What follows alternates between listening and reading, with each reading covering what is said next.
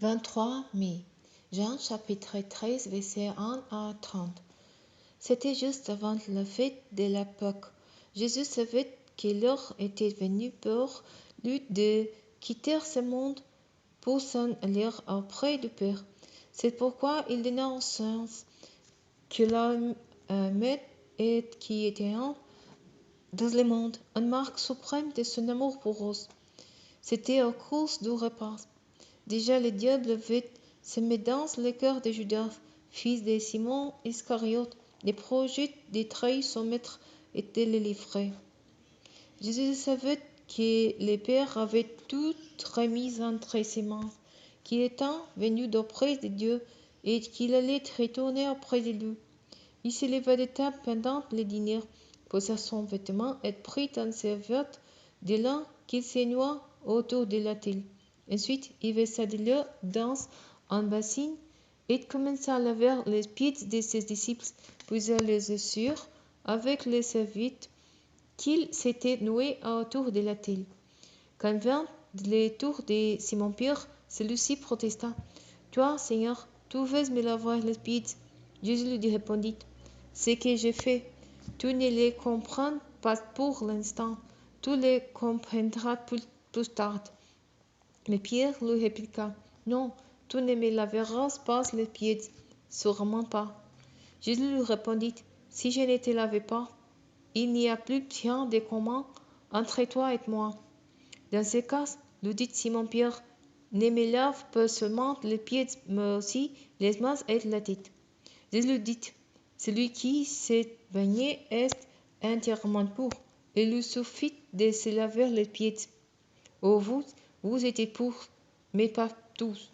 Jésus en fait connaissait celui qui allait les livrer.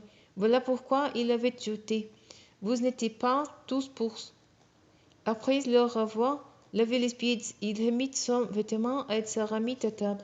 Alors il a dit, avez-vous compris ce que je viens de vous faire? Vous m'appelez maître et Seigneur, et vous avez raison, car je le suis. Si donc moi, le Seigneur est le maître, je vous ai lavé les pieds, vous devez, vous aussi, vous laver les pieds les uns aux autres. Je viens de vous donner un exemple. Pourquoi, votre tour, vous agissez comme j'ai agi envers vous? Vraiment, je vous l'assure, un serviteur n'est jamais supérieur à son maître, ni un messager plus grand que celui qui l'a envoyé. Si vous savez ces choses, vous êtes heureuse à condition de les mettre en pratique. Je ne parlais pas de vous tous. Je sais très bien quelles sont ceux que j'ai choisis. Mais il faut que l'écriture s'accomplisse. Celui qui partage mon pain se tourne contre moi. Je vous le dis dès maintenant, avant que cela se produise, pour que au moment où cela arrivera, vous croyez que moi, je suis. Vraiment, je vous l'assure, qui reçoit celui qui j'envoyais me reçoit moi-même, et qui me reçoit celui qui m'a envoyé.